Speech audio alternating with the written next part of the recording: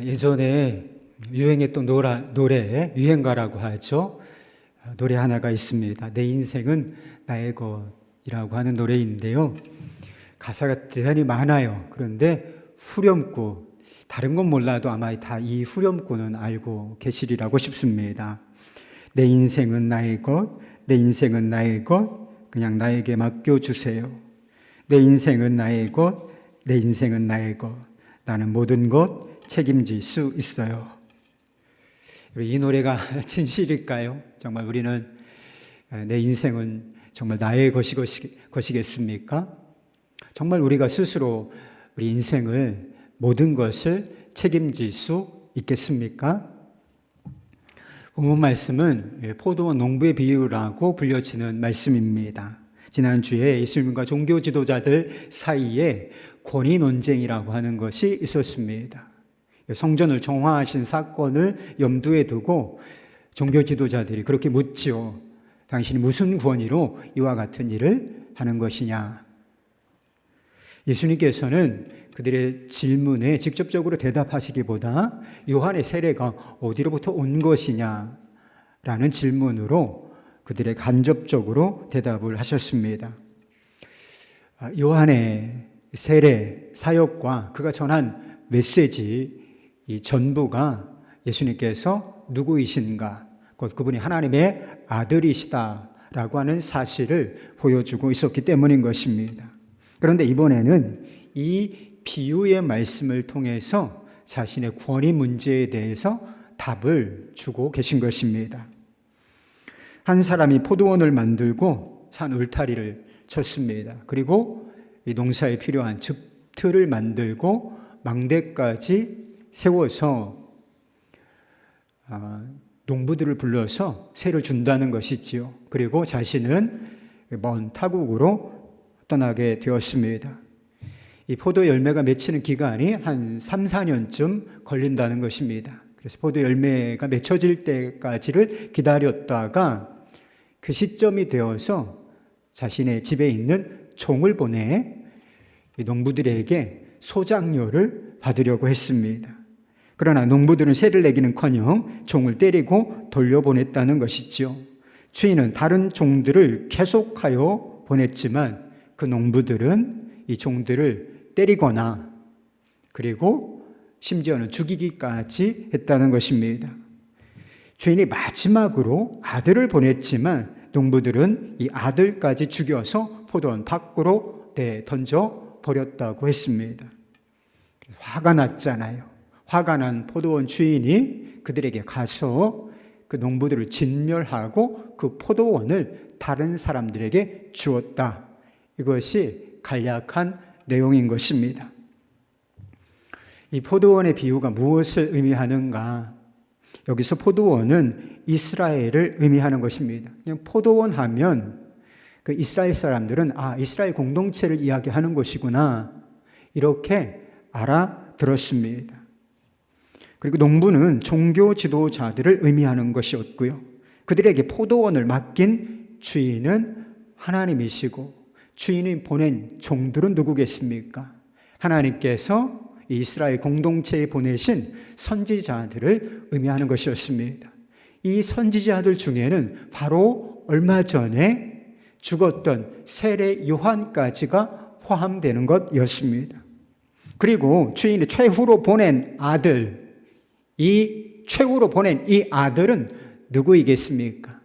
이 비유를 말씀하고 계신 예수님 자신을 의미하는 것이었습니다. 이렇게 놓고 보면 이 비유가 의미하는 바가 아주 명백하게 드러나는 것이죠.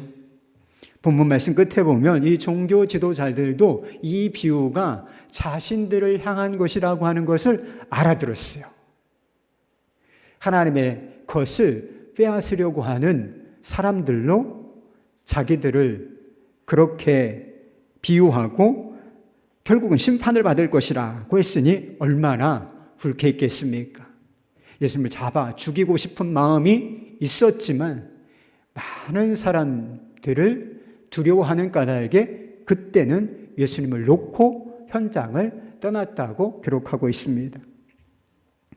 이 비유는 분명히 종교 지도자들에 관한 말씀입니다. 그들의 죄가 어떤 것이며 그리고 그 죄에 대해 하나님께서 어떤 심판을 내릴 것인지를 경고하는 말씀이라는 것이지요. 그러나 깊이 생각해 보면 이것이 우리 모두에게 들려주시는 말씀이라는 사실을 알게 됩니다. 농부들이 이 종들을 계속하게 농욕하고 아들까지 죽여 내던진 이유가 무엇이었겠습니까? 이 궁극적인 이유가 있었던 것이죠. 포도원, 이 주인의 권리를 빼앗고 싶었기 때문인 것입니다. 원래 주인의 권리에 속한 것을 빼앗아 자신의 것으로 삼기를 원했기 때문에 종들을 죽이고 그 아들까지 죽여 포도원 밖으로 내던진 것이었습니다.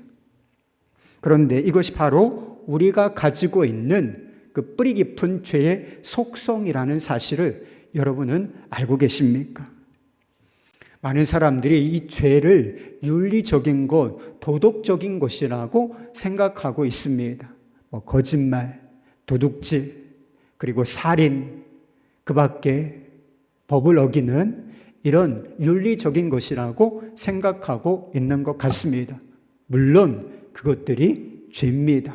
그러나 성경적인 시각에서 보면 그 윤리적인 죄들은 근본적인 죄가 아니라 근본적인 죄악에서 나오는 죄의 열매들인 것입니다.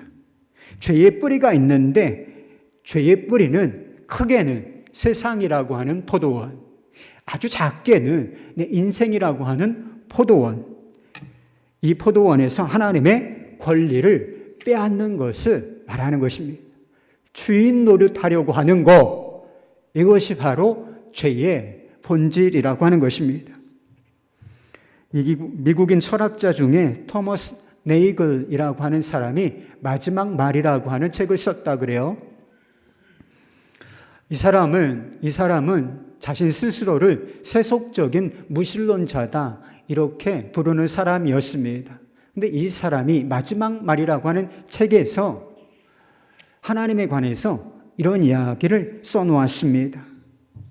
나는 무신론이 진리기를 바라며 나는 가장 지적이고 박식한 사람들이 종교를 가지고 있다는 사실에 불편함을 느낀다.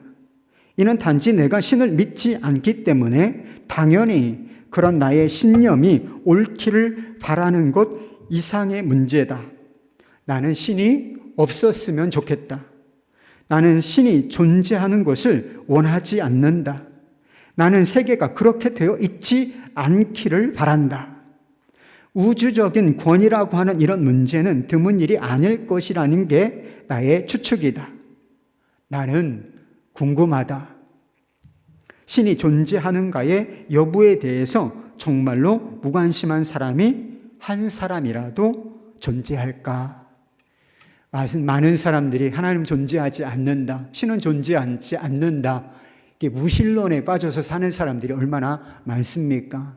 그러나 사실은 그들의 내면에 정말 신은 존재할까? 하나님은 존재하실까? 이것에 대해서 전혀 무관심한 사람은 없다는 것입니다. 사람들이 왜 하나님은 존재하지 않는다고 생각하는 것이겠습니까? 아니, 이 네이글이라고 하는 사람이 솔직하게 고백한 대로 하나님이 존재하기를 바라지 않는 것이겠습니까? 나는 신이 존재하지 않기를 원한다. 연거퍼서 몇 번씩이나 신의 존재를 부정할 뿐만 아니라 존재하지 않기를 바라는 마음을 여기 표현하고 있지 않습니까? 그래야 내 마음대로 주인 행세를 할 수 있으니까 그렇습니다. 내 위에 누군가의 권위가 있고 그리고 온 세상을 통치하는 우주적인 권위가 있다. 마음대로 살 수가 없는 것이죠. 그 권위에 복종하고 다스림을 받아야 하는 것인데 이게 불편하니까 신은 존재하지 않을 거야. 아니, 존재하지 않았으면 좋겠다. 이렇게 마음속으로 신념으로 갖고 있다는 것입니다. 예수님께서는 예루살렘 성전을 들어가 보시고 예루살렘 성전을 강도의 소굴이라고 부르셨습니다. 성전이 어떤 것이죠? 하나님을 향한 거룩한 예배가 드려지는 장소가 아니겠습니까? 거룩한 장소인 이 성전을 왜 예수님께서 강도의 소굴이라 이렇게 부르셨겠습니까? 성전의 관리를 맡은 이 종교 지도자들, 대제사장들과 서기관들과 장로들이 성전을 이용하여 자신들의 탐욕, 개인적인 탐욕을 채우고 있었기 때문인 것입니다. 본문의 비유를 들어 말하자면 소장농들이 포도원에서 주인 행세를 하고 있었기 때문에 이 강도의 소굴이라 이렇게 부르실 수밖에는 없었다라고 하는 것입니다. 이런 교회도 마찬가지입니다. 교회의 머리, 교회의 주인이 누구이십니까? 담임 목사인가요? 아니죠. 교회의 주인은 우리 주 예수 그리스도이십니다. 그런데 목사나 특정한 어떤 사람들이 주인 행세, 주인 노릇을 하려고 하면 어떤 현상이 벌어지겠습니까? 이 교회가 강도의 소굴로 전락하게 된다는 것입니다. 인생에 관한 진실도 똑같다는 사실인 것이지요. 여러분은 도둑질 해보신 적이 있습니까? 있다면 회개하고 돌려놓으시기 바랍니다. 보상하실 수 있기를 바라요. 저는 아주 어렸을 때 친구들과 어울려서 가게에서 과자나 그리고 수박밭에서 수박 같은 물건을 훔쳐본 적이 있습니다. 이것도 큰 죄지요. 제가 회개했습니다. 그러나 가장 큰 죄는 하나님께서 맡겨주신 인생이라고 하는 포도원을 통째로 도둑질하는 것입니다. 이것이 가장 큰 도둑이라는 것입니다. 인생에 관한 진실이 있죠. 인생은 스스로 창조한 것이 아니라 주어진 것이라고 하는 사실입니다. 인생을 스스로 창조한 사람이 누가 있습니까? 여기 태어나고 싶어서 태어난 사람이 누가 있겠습니까? 자기 인생을 스스로 생산해낸 사람이 도대체 누가 있는가 말입니다. 인생은 주어진 것이고 받은 것이 분명합니다. 그 인생을 누가 주셨겠습니까? 물론 하나님이시죠. 포도원을 경작하는 데 필요한 울타리를 치고 집을 짜는 집틀을 만들어주며 망대까지 주인이 만들어 주었던 것처럼 우리가 삶을 이어가는 데 필요한 자원들, 그거 다 누가 주신 것입니까? 인생의 포도원 잘 경작해 보라고 우리 하나님께서 주신 것들이었습니다. 그런데 마치 주인이나 된 것처럼 인생을 마음대로 산다는 것입니다. 주인이 있음을 의식하지 않아요. 그리고 주인이 준 삶의 자원들을 자신을 위하여만 사용합니다. 세를 바치지 않는다니까요. 오직 자신의 유익과 만족과 기쁨 이것들만을 위하여 사용한다. 하나님의 목적과 계획, 그분의 뜻과 영과 개념이 없어. 이게 도둑이 아니면 무엇이겠습니까? 많은 사람들이 돈이 최고다. 돈이면 무엇이든지 할 수 있다. 이런 생각에 빠져 살고 있습니다. 교회를 다니는 사람들 중에도 돈이 있어야 한다. 돈이 있어야 사는 거지. 이렇게 생각하는 사람들이 있다는 것입니다. 왜 우리가 이런 물질주의에 빠져 사는지 아십니까? 만물, 은금을 창조하시고 보이는 세상 모든 것들을 창조하신 하나님의 권리, 그것을 무시하고 살고 있는 현상, 그것이 바로 물질주의라고 하는 것입니다. 살인이 큰 죄인 줄 아시지요? 다른 사람의 생명을 임의로 폭력을 행사하여 빼앗는 것, 이것은 대단히 큰 죄로 알고 있습니다. 그런데 자살, 스스로 목숨을 끊는 이 자살, 그리고 아무 의지도 없는 아무것도 알지 못하는 태아의 생명을 부모라는 이름으로 빼앗는 이 낙태, 이것이 얼마나 큰 죄인지 여러분 알고 계십니까? 하나님이 가지고 계신 생명에 대한 권리를 빼앗는 것이기 때문에 이것이 그토록 큰 죄라고 하는 것입니다. 우리 안에 있는 불안과 염려, 두려움, 이것이 왜 문제가 되는지 여러분 아십니까? 불안하지. 염려가 있을 수 있다. 어려운 일 찾아오면 두려운 게 당연하지. 그렇습니까? 아니에요. 이것은 영적으로 보면 대단히 큰 문제인 것입니다. 인생의 주관자로서 하나님의 권위, 인생을 책임지시고 필요한 모든 것들을 공급하시는 하나님의 권위를 무시하고 부정하는 것이기 때문에 이게 자연스러운 것이 아니고 대단히 문제라 하는 것입니다. 역사학자인 토인비는 인간의 역사를 그렇게 정의했습니다. 인간의 역사라고 하는 것은 도전과 응전의 역사다. 이거 들어보셨습니까? 요즘 코로나 바이러스가 우리에게 심각한 도전이 되고 있지요. 외부의 바이러스 하나가 이 인류 전체에 대단히 심각한 도전이 되고 있음을 보게 됩니다. 이 도전에 대해서 우리가 응전을 하고 있잖아요. 어떻게 하고 있습니까? 방역을 얼마나 최선을 다해서 하고 있습니까? 여러분 마스크 쓴 거 다 응전하고 있는 거예요. 그리고 뿐만 아니라 방역을 할 뿐만 아니라 치료제, 백신 이것을 개발하기 위해서 온 나라가, 세계 모든 나라가 얼마나 최선을 다해서 응전하고 있는지 모른다는 것입니다. 인간의 역사는 그리고 문명은 이렇게 도전과 응전하는 과정을 통해서 발전되어 왔다는 것입니다. 뿐만 아니라 무신론 과학자들은 인간의 역사를 어떻게 보고 있겠습니까? 진화의 역사로 보고 있을 것이 분명하지 않겠습니까? 단세포 생물에서 다세포 생물로, 하등동물에서 고등동물로 진화의 단계를 거쳐오는 그런 역사로 보고 있을 것이 분명합니다. 그러나 이 포도원 농부의 비유가 보여주는 인간의 역사가 있습니다. 그것은 인간의 역사는 반역의 역사라고 하는 사실인 것입니다.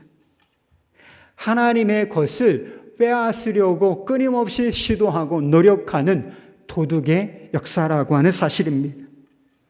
주인이 종들을 보내서 정당한 권리를 행사하려고 하지 않아요. 세를 받으려고 합니다. 응당응해야 하는 것 아니겠습니까? 그런데 이 농부들은 끊임없이 주인의 정당한 권리 행사를 방해하고 거부하는 반역자의 모습을 보인다는 것입니다.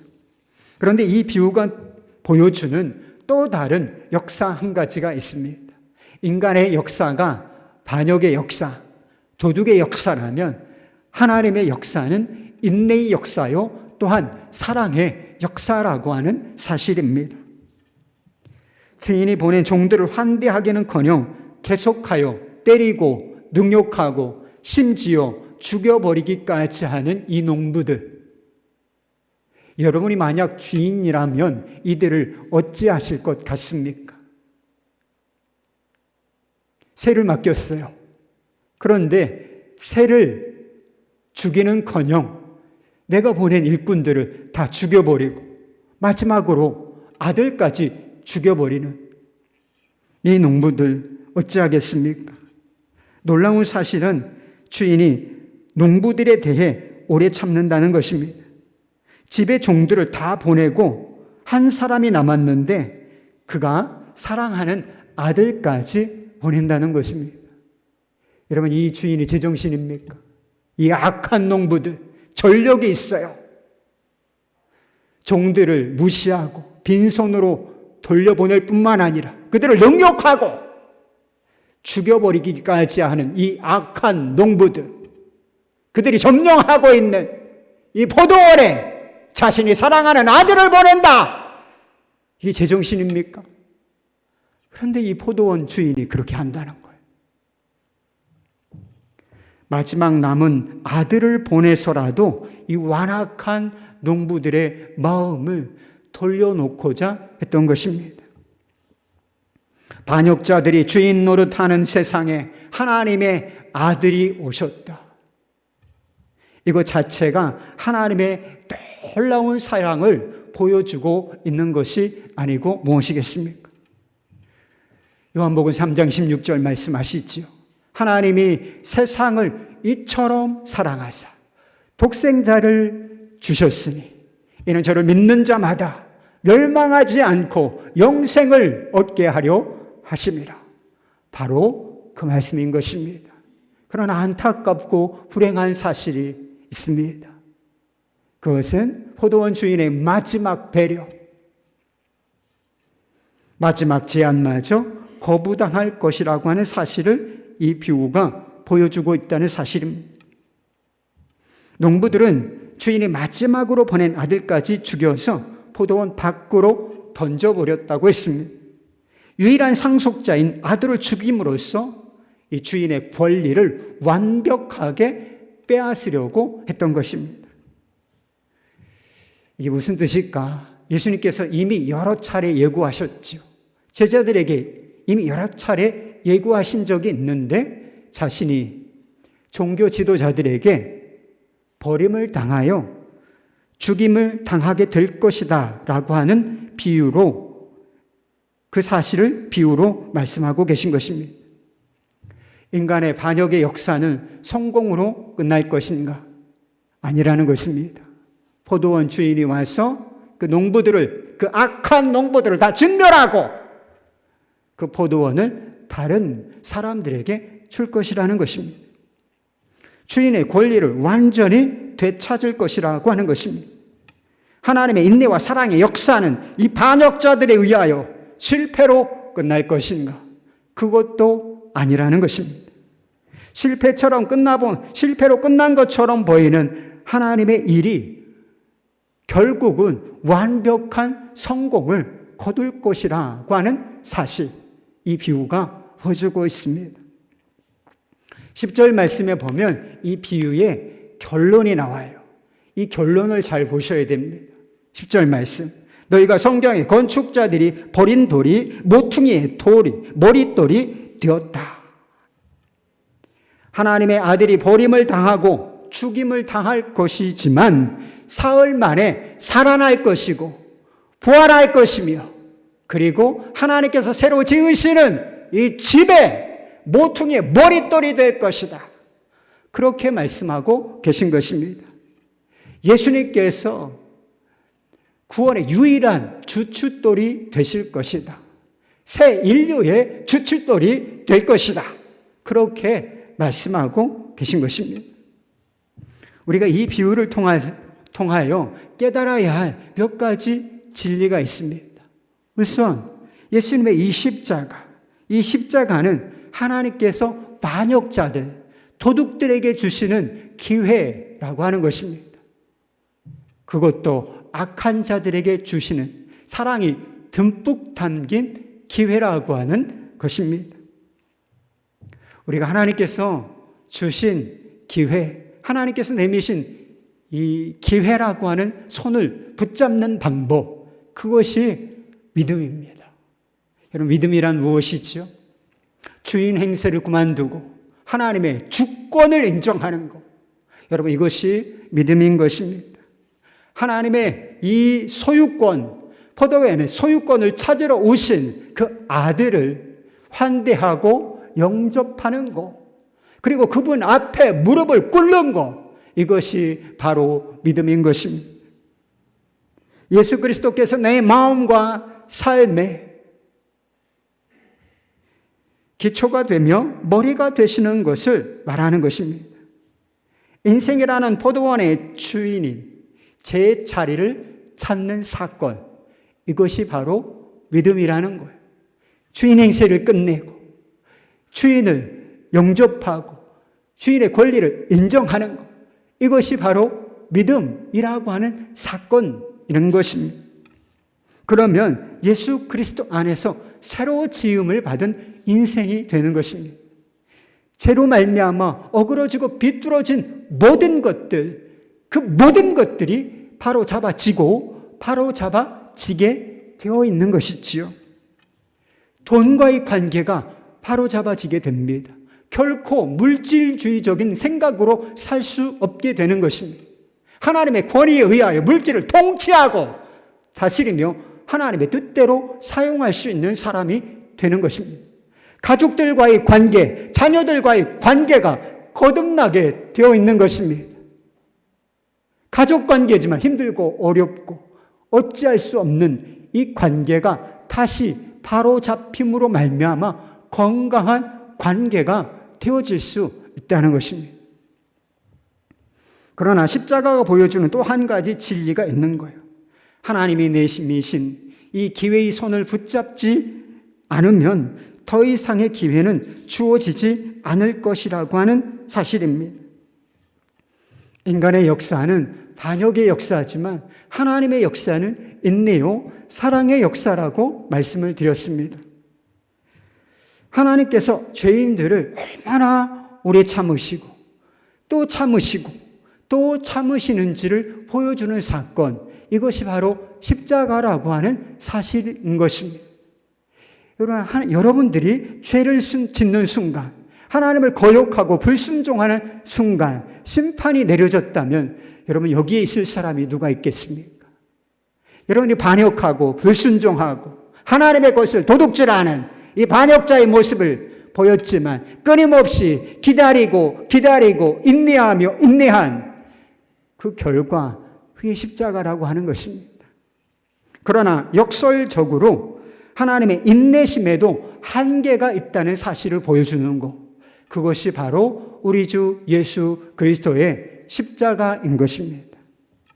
6절 말씀에 보면 최후라고 하는 단어가 나와요.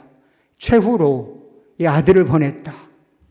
하나님께서 이 아들을 보내신 이후에 누군가를 보내실 존재, 그 누군가가 있다는 말입니까? 없다는 말입니까?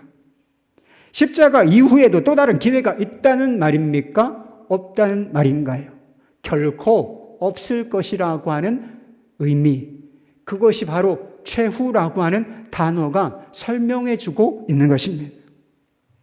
십자가는 하나님의 인내를 보여주고 하나님의 폭포수 같은 사랑, 이 형편없고 악하기까지 한 이 죄인들을 향한 폭포수 같은 사랑을 보여주지만 결코 이 사랑이 낭만적인 것은 아니라는 사실을 보여줘요.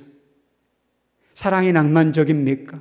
십자가에서 보여주시는 하나님의 이 사랑이 낭만적인 것인가요? 그렇지 않습니다. 한편으로는 십자가는 최후의 심판이 있음을 보여주는 것이기 때문에 이 십자가가 결코 낭만적인 십자가는 아니라는 사실인 것입니다. 본문 말씀에는 나와 있지 않지만 마태복음에도 동일한 비유의 말씀이 나오는데 모퉁이 돌 이후에 한 가지 말씀이 덧붙여져 있습니다.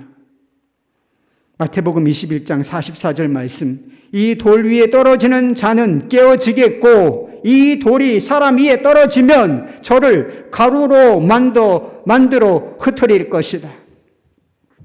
금강석처럼 아주 단단한 기초석, 반석이 있다고 생각해 보십시오.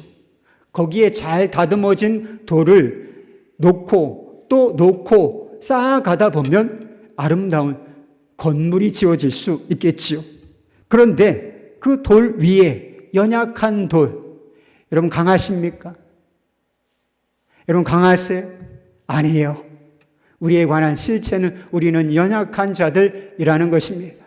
연약한 돌을 그 위에 세게 내리친다고 생각해 보십시오. 그러면 그 연약한 돌이 깨어지고 부서져 가루가 될 것이다 라고 하는 것입니다. 그런 상황을 묘사하고 있는 것입니다. 십자가라고 하는 주춧돌은 동일하게 서 있습니다. 그 자리에 서 있어요. 그런데 그것이 어떤 사람들에게는 살리고 세우는 십자가가 될 것이고, 반면에 어떤 사람들에게는 그들을 깨뜨려 가루가 되도록 만드는 십자가가 될 것이라고 하는 사실입니다. 어떤 사람들에게요? 하나님께서 최후로 내미신 이 기회의 손을 거절한 반역자들에게, 끝끝내 회개하기를 거부한 이 반역자들에게는 이 십자가의 주춧돌이 부서뜨리는 돌이 될 것이다 라고 하는 사실입니다. 시편에도 동일한 말씀이 나오는 것을 보게 돼요. 이게 예수님에 관한 예언의 말씀인데요. 2장 12절 말씀. 그의 아들에게 입맞추라. 그의 아들에게 입맞추라. 그렇지 않으면 진노하심으로 너희가 길에서 망하리니 그의 진노가 급하심이라. 여호와께 피하는 모든 사람은 다 복이 있도다. 아직도 내 인생이 내 것이다, 이렇게 노래를 부르고 계십니까? 영혼까지 깨지고 부서질 날이 온다는 사실을 잊으시면 안 됩니다. 하나님께서 맡겨주신 것들에 대해서 여러분 주인 노릇을 하고 계시지 않습니까? 가루가 되어서 완전히 부서지고 가루가 되어서 못 쓰게 될 날이 온다는 사실을 잊으시면 안 됩니다. 스스로 올려놓으면, 내려놓으면 세워지고, 시간의 흐름에 따라서 내던져지면 모든 것이 가루가 된다는 사실을 잊으시면 안 된다는 것입니다. 늦기 전에 그 아들에게 입을 맞추시기를 바랍니다. 십자가로 피하실 수 있기를 바랍니다. 그 사람이 복이 있는 사람이라고 말씀하셨다는 거예요. 마지막으로 십자가가 보여주는 진리가 있는 거예요. 시패처럼 보이는 상황 속에서도 하나님은 얼마든지 자신의 목적을 이루시고 영광을 드러내실 수 있다는 사실인 것입니다. 여러분, 십자가는 누가 보기에도 실패처럼 보이지 않습니까? 하나님의 아들이 이 땅에 왔어요. 그런데 사람들에 의해서 무시당하고 사로잡히고 고난당하고 결국은 죽임을 당하게 되었습니다. 유대인들에게 나무에 달렸다는 것은 저주를 받았다는 의미였습니다. 누가 보기에도 실패처럼 보이고 저주처럼 보이는 사건, 이것이 바로 십자가 사건이었습니다. 그러나 하나님께서는 그 십자가를 구원의 반석으로 삼으시고 반대로 승리의 노래를 부르던 자들, 하나님의 자비를 비웃고 조롱하는 자들, 그들에게는 심판의 반석이 되게 하시지 않았습니까?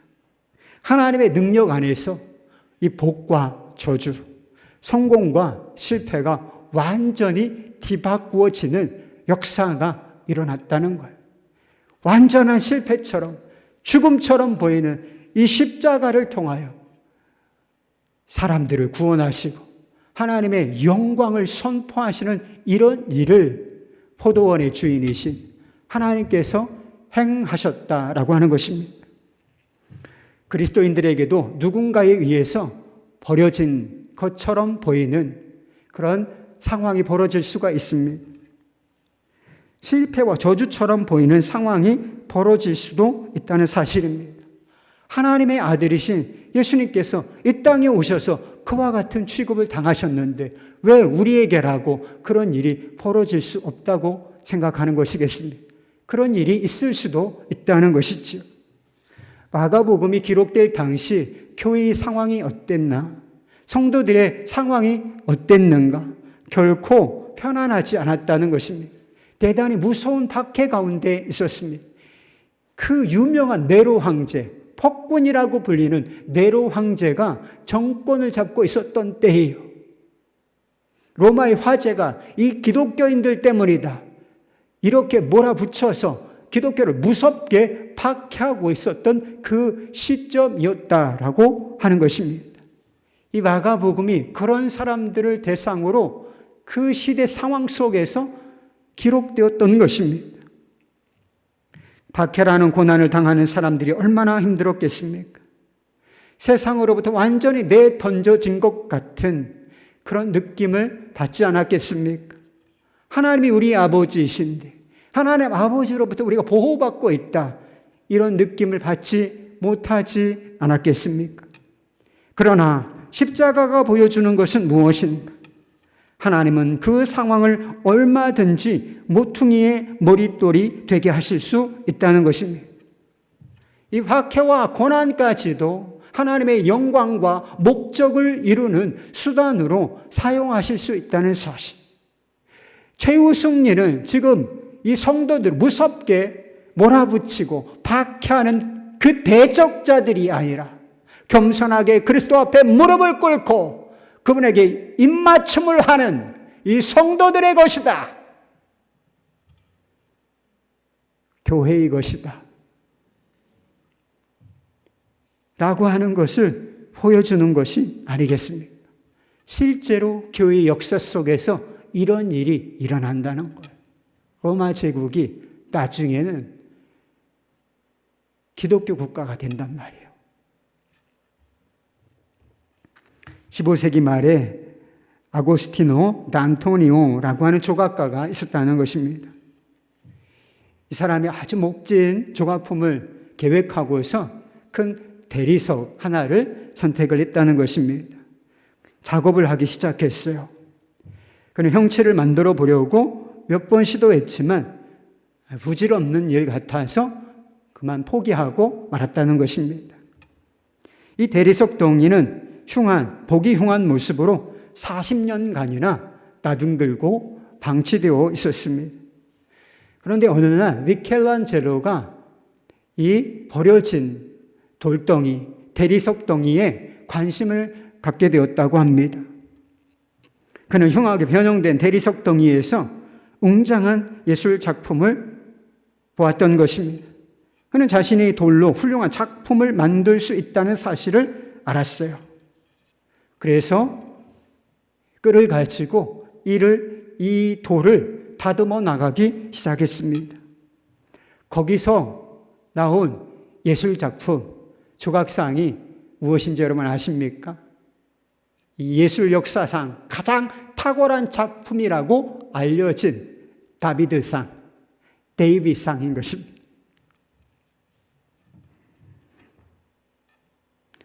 돌덩이는 같은 돌덩이였다는 거죠.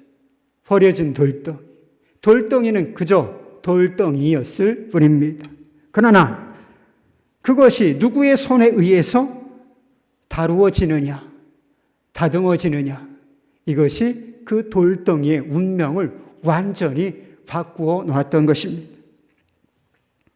버려진 십자가를 구원의 주춧돌이 되게 하시는 분이 우리 하나님이십니다. 버려진 것 같은, 나뒹구는 것 같은 우리의 인생, 그것을 위대한 작품으로 만들어 주실 수 있는 분, 그분이 바로 우리 하나님이시라는 것입니다. 인생을 마음대로 조각하려고 하면 결국은 볼품없는 졸작이 되어버리고 말 것입니다. 그리고 그것도 어느 순간에는 완전히 부서지고 말게 될 것입니다. 그러나 하나님께서 인생의 조각권을 갖게 되시면 우리가 스스로 우리 자신을 내려놓아 하나님께서 인생의 조각권을 취하게 되시면 그분은 우리의 인생을 최고의 것으로 만들어 주실 것입니다. 우리가 불편하게 느끼고 그리고 쓸모없는 것이라고 생각하는 그 고난, 고통까지를 포함하여 우리의 인생을 다듬으시고 온전한 것으로 만들어 주실 것이라고 하는 사실인 것입니다. 내 인생은 나의 것, 내 인생은 나의 것, 그냥 나에게 맡겨주세요. 내 인생은 나의 것, 내 인생은 나의 것, 나는 모든 것 책임질 수 있어요. 이 노래 여러분의 인생에서 영원한 금지곡으로 삼으실 수 있기를 바랍니다. 이 노래는 내가 부를 노래가 아니다. 왜? 우리는 인생의 주인이 아니니까. 그 아들에게 입 맞추시기를 바랍니다. 그 아들에게 겸손하게 무릎을 꿇고 입을 맞추시기를 바랍니다. 주권자이신 하나님께서 다스리시고 완전히 책임져 주시는 인생, 주님께서 조각하심으로 말미암아 아름다워지는 인생 되시기를 우리 주 예수 그리스도의 이름으로 축원합니다.